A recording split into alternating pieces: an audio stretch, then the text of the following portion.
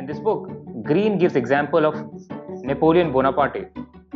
So Napoleon was known for his charm and magnetism, but what really sets him apart was his ability to empathize with his soldiers. By understanding their needs, he inspired deep loyalty which helped him build an empire. This law reminds us that while self-love is natural, we need to turn our attention. So hi, welcome everyone. Today we are starting with something very new, book review, especially on psychology. So you have seen us discussing philosophy a lot, but a subject I really deeply admire is the one which is also an offshoot of philosophy of mind, which is psychology. In psychology, there are many scholarly books. Every person knows the practical relevance of knowing psychology because all the times we are dealing with psychological factors only, whether within ourselves or in our interaction with people around. So many times, students have also asked me, Sir, please suggest any book on psychology which helps us to understand ourselves and also deal with the problems that we face while we are studying. So, human beings are psychological beings. We are always feeling and interacting. And this is the psychological factor that is there in all of us. So, understanding the laws of human nature really helps us to understand ourselves and also how people around us behave and interact with us. So, again, I'm welcoming every one of you. Today, we are exploring something which is very, very fundamental to every human being. The fundamental thing is how we think, act, and interact with each other. We are diving into The Laws of Human Nature by Robert Greene, a book that breaks down the underlying behavior we all experience but often don't understand. This book isn't just a theory heavy book, it's packed with practical laws you can use in your daily life to better understand yourself and others. In the first video, we'll cover first 9 laws, revealing what drives human behavior and how mastering these can help you thrive in every area of your life, no matter what you are working, no matter what you are aiming. So let's jump right in. Law 1, the law of irrationality. Master your emotional self. So, human beings, generally we think ourselves as rational creatures. Aristotle also said that human beings are rational animals. But there is more of animality within us than rationality. And we have all been there, acting on our emotions only to regret it later. The first law in this book is about mastering your emotions and not letting them master you. The author reminds us that human beings are naturally irrational. Emotions cloud our judgment, and most of the decisions we make are influenced by how we feel in the moment rather than clear thinking. One great example from the book is the story of Pericles. You can see his picture. The Athenian statesman. So, in a time of war, Pericles stood out for his ability to remain calm and rational, while others were swept in fear and emotions. Pericles maintained a clear head, helping Athens make smart decisions during the turbulent times. The lesson here, don't let your emotions dictate your actions. You can always pause, reflect, and take control of your rational mind. Law 2, the law of narcissism. Transform self love into empathy.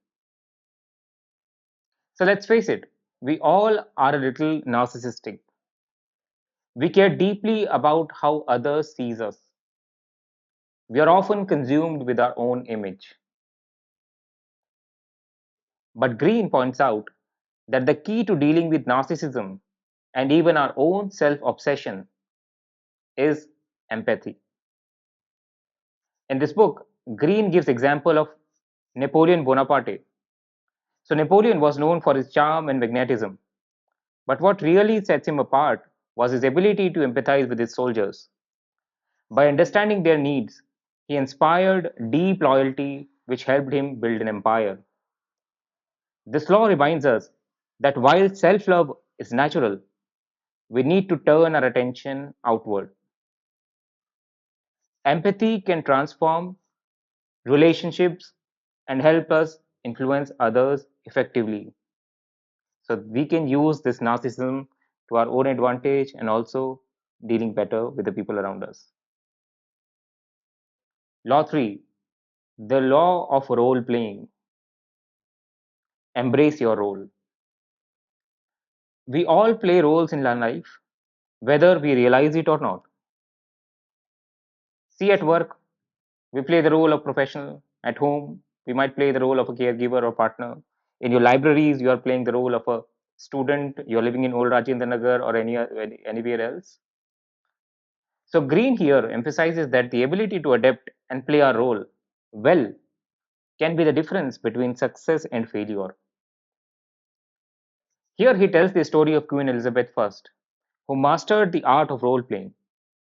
As a woman in a male dominated world, Elizabeth knew she had to project strength while also embodying the nurturing qualities people expected from a queen. She was able to command respect and maintain power because she skillfully played her role depending on the situation. This law teaches us that we can shape how others perceive us by adapting to the roles we play. Law 4, the law of compulsive behavior. Know your patterns. Have you ever noticed yourself falling into the same negative patterns over and over again? So, this is the time of mains examination. Many students have been messaging me. Some have the pattern of asking questions again and again. Some have the pattern of self sabotaging, procrastinating, or some other bad habits. So, Green here explains us that this compulsive behavior often drives our actions without us even realizing it. He uses the example of this person, Howard Hughes, who is the famous aviator and film director. So, he was a brilliant man, but his obsessive compulsive tendencies and fear of germs controlled his own life. Eventually, he became so paranoid and compulsive that he isolated himself, unable to function in society. So, the key here is awareness. If you can recognize your own patterns, you can take steps to break them down, to break them before they take control of your life. Law 5, the law of covetousness. Beware the need for more. So, we all have this innate desire that we always want more, more, more. More success, more recognition, more wealth. But the danger of this law is that constant pursuit of more can blind us to what is really important. He illustrates this with the story of French King Louis XVI. So Louis spent lavishly on palaces, parties, and wars. He was always wanting to show off his power and wealth.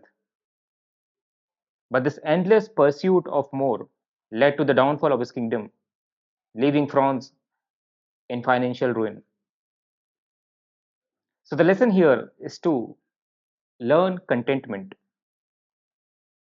So as a student of philosophy, many of you might be the student of philosophy, and or even if not the student, you must have known certain qualities like contentment.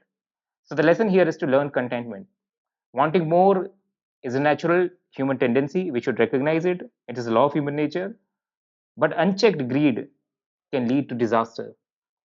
And the example and the case in point is Louis XVI and many people around you. Law 6, the law of short sightedness. You need to elevate your perspective. So, most of us are focused on here and now, reacting to whatever is happening at the moment. But here, Robert Greene urges us to think long term. Short sighted decisions may give you quick wins, quick victories, but they'll often come back to haunt you. Again, he uses the example of Lyndon B. Johnson, who was the President of the United States of America and was so focused on these quick fixes and his image in the short term that he made decisions that ultimately damaged his legacy, especially with the escalation of the Vietnam War. So, the key takeaway here is to elevate your perspective. Don't just focus on short term gains. Think about how your decisions today will impact your future. As the student of philosophy, or maybe the aspirant on civil service examination, you need to have this elevated perspective, because the actions that you're taking today have far reaching consequences for yourself, your family, and the people around you. The law 7, law of defensiveness. Turn criticism into growth. So there is no one in this world who likes being criticized. But the author teaches us that the way we handle criticism can make or break our success.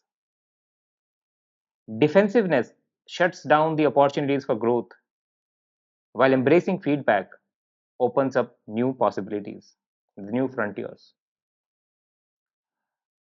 He shares the story of Franklin D. Roosevelt, who actively sought out advisors who would challenge his decision. Instead of surrounding himself with yes men, Roosevelt invited criticism and used it to improve his policies, leading him to become one of the most successful president of the United States of America. So, what's the lesson here? Don't reject criticism. Use it as a tool for self improvement. Law 8, the law of self sabotage.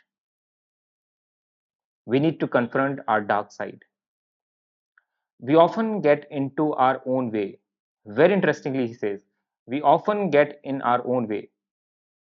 Here, Green highlights the fact that self sabotage happens when we let our fears and insecurities dictate our actions. Maybe this is something which we have inherited from our evolutionary traits. As the mammalian brain, we have this tendency of fear, but the human beings have the tendency to live this fear for a longer period of time as their ancestors, or maybe the lower level of species. So these fears and insecurity dictate our actions. The key is to confront these tendencies head on. So here he uses the example of Richard Nixon, whose paranoia and insecurity ultimately led to the Watergate scandal. Despite being a brilliant politician, Nixon's ability to confront his own darker impulses led to his downfall. He was not able to confront his darker side. He didn't know that he was self sabotaging. So, this law teaches us that this self awareness is very crucial. By facing your weaknesses, you can stop sabotaging yourself and reach your full potential. Now, the final law for today, Law 9, the law of repression. Beware of bottling things up. So, this final law for today we'll be covering today is about repression. Repression is about holding in your emotions, and thoughts until they eventually explode. So, Green explains that this is a kind of natural habit, but a dangerous habit, as repressed emotions will always find a way to the surface. They're like these sleeping volcanoes, often in destructive ways. So, in this book, he tells the story of Marilyn Monroe, who constantly repressed her true feelings about troubled childhood. Monroe's inability to confront her inner turmoil eventually led to her tragic demise. Very sad. The lesson here is don't bottle up your emotions. Find some healthy outlets to express yourself before they consume you. Otherwise, they will act as a sleeping volcanoes, which will one day or the other come to the surface and often in destructive ways. And that's the first 9 laws of human nature. From mastering emotions to confronting our compulsive behavior, these laws are very, very essential to understanding ourselves and others. So this is the first set of videos. The laws have, and the book mentions 18 kind of laws. In the next video, we'll dive into the remaining laws.